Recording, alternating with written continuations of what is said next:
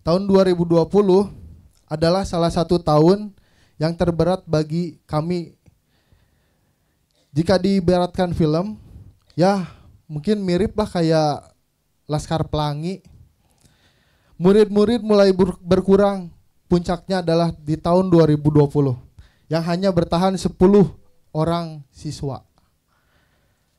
Orang tua banyak memilih melibatkan anaknya untuk bekerja ketimbang pendidikan, dikarenakan langsung mendapat manfaat berupa upah untuk melanjutkan hidup dan menambah ekonomi di keluarga.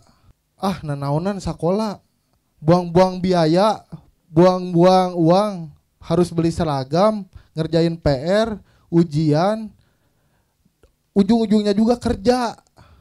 Ngapain? Itu ujar salah satu orang tua siswa di sana.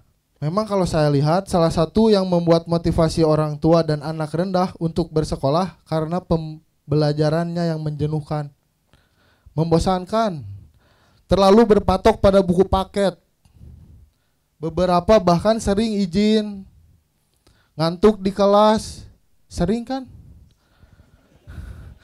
Selain itu, pelajaran yang dilakukan hanya mencatat, menghafal, yang membuat anak dan orang tua merasa tidak berdampak bagi kehidupannya. Saya juga dulu seperti itu. Yang hanya mengajar, memberikan ceramah, memberikan materi, dan memberikan PR. Terus ujian. Penurunan jumlah murid yang drastis dan memungkinkan sekolah kami untuk ditutup. Dan jika tidak ada penambahan murid, yang membuat kami mulai sadar perlu adanya perubahan. Lalu kami berefleksi.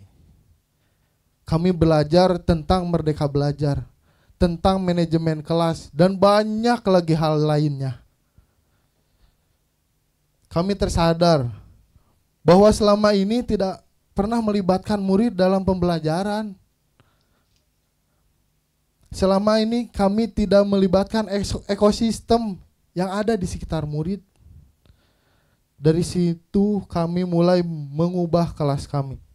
Dimulai dari mengundang orang tua untuk mendengarkan aspirasi mereka, meminta murid menceritakan minat dan cita-citanya, mengajak pertemuan masyarakat sekitar sekolah agar bisa terlibat di lingkungan sekolah. Hasilnya alhamdulillah banyak program, terutama ada program membuat kebun yang ada di sekolah. Kebun yang ada sering digunakan untuk integrasi pelajaran oleh guru-guru sehingga ilmu yang didapatkan bisa berguna untuk membantu orang tua. Yang notabene di Lembang kan banyak perkebun ya.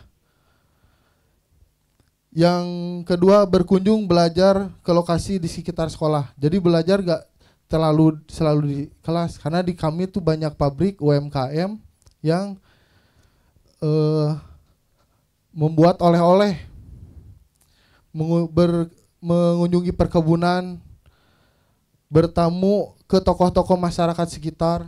Dari apa yang kami lakukan, anak-anak mulai senang belajar, sering menceritakan keseruannya, kesenangannya belajar kepada orang tuanya. Orang tua pun yang tadinya enggan diajak ke sekolah, mulai sering kami libatkan ke sekolah. Dampaknya di tahun ajaran setelahnya, yang tadinya hanya 10 murid, bertambah menjadi 25 murid. Ternyata sesederhana mendengarkan suara orang tua, suara murid, dan melibatkan mereka bisa berdampak banyak sekali. Segitu saya dari saya. Assalamualaikum warahmatullahi wabarakatuh.